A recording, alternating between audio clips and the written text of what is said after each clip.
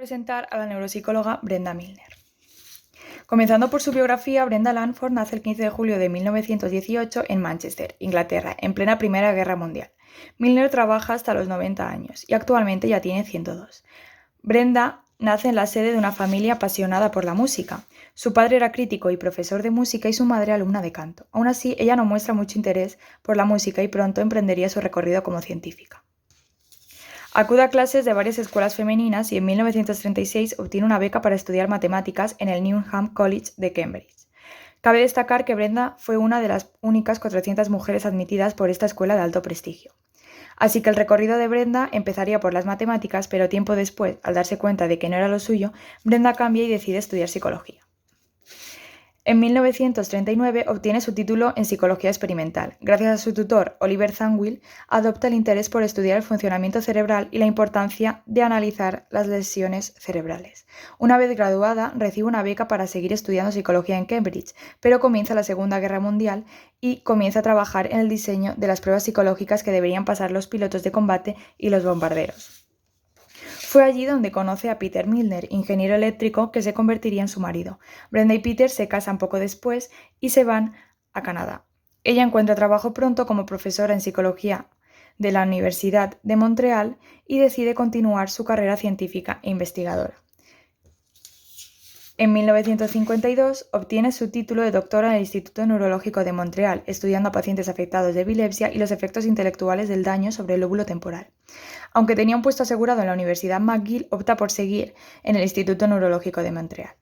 En 2018 participa en una serie de vídeos elaborados por la Universidad de Montreal para animar a más mujeres estudiantes e investigadoras a interesarse por su campo de investigación. Yo os voy a hablar de los estudios y las aportaciones. Cuando Brenda Langford nació, la psicología se considera un saber moral más que científico.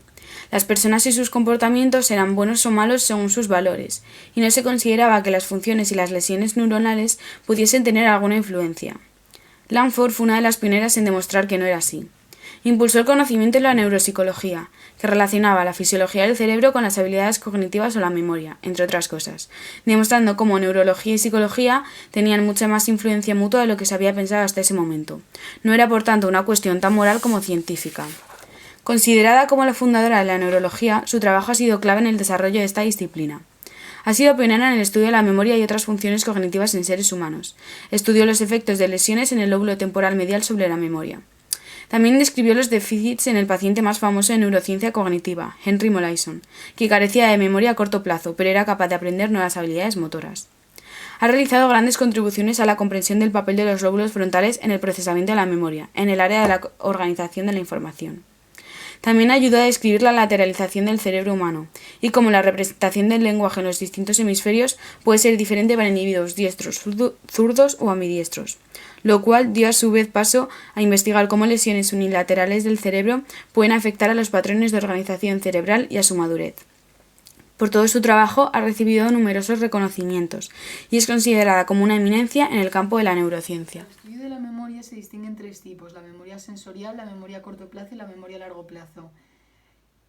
Brenda se especializó en esta última, que es la que se almacena y podemos recuperar días, meses o años después. Dentro de la memoria a largo plazo se distinguen dos tipos, la explícita y la implícita. La explícita es la que somos conscientes de que estamos recordando, como por ejemplo si nos preguntan los nombres de nuestros abuelos. Dentro de esta se distinguen la episódica y la semántica. La episódica son sucesos ocurridos en una ocasión determinada, como por ejemplo tu último cumpleaños. Y la semántica es el nombre de un famoso o el significado de una palabra.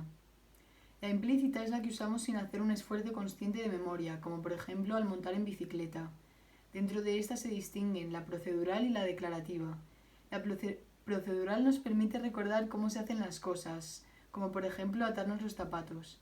Sin embargo, la declarativa recuerda hechos, caras, nombres que podemos contar a otra persona. A continuación nos vamos a hablar del caso Henry Molaison. Cuando Henry Molaison tenía 9 años, tuvo un accidente donde sufrió una rotura de cráneo. Pocos años más tarde acudió al médico ya que a raíz del fuerte golpe comenzó a experimentar continuas convulsiones que le llevaban incluso a la pérdida de consciencia transitoria.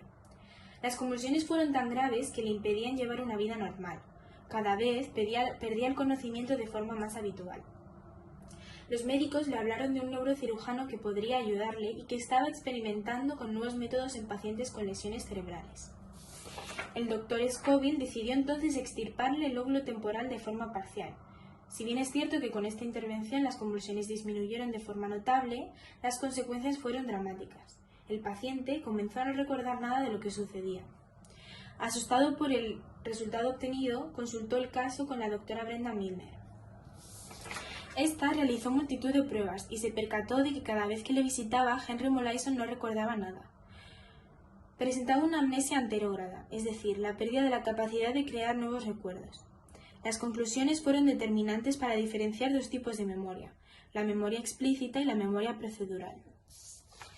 En el caso de Henry Molaison se observó que la memoria explícita había dejado de funcionar a raíz de la extirpación del lóbulo temporal.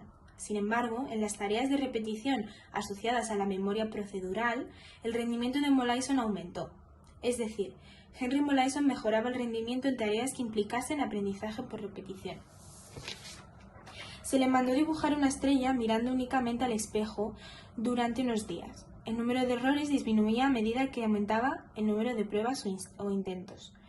Confirmó la teoría de Brenda Milner sobre la memoria procedural. Henry Molaison ha sido el paciente más famoso de la historia de la neurociencia. Conservaron su cerebro en formol y analizaron de forma exhaustiva las áreas dañadas y relacionadas con sus trastornos de memoria.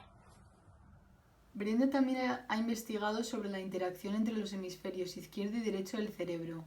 El hemisferio izquierdo controla el razonamiento, el lenguaje hablado y escrito, la habilidad numérica y científica y el lado derecho del cuerpo. Sin embargo, el hemisferio derecho controla la intuición, la imaginación, el sentido artístico y musical, la percepción tridimensional y el lado izquierdo del cuerpo. Los dos hemisferios cerebrales están conectados entre sí por una estructura llamada cuerpo calloso, formada por millones de fibras nerviosas microscópicas que recorren todo el cerebro. Ambos hemisferios se encuentran en constante interacción, por lo que no se puede decir que uno domina al otro, porque ambos se complementan.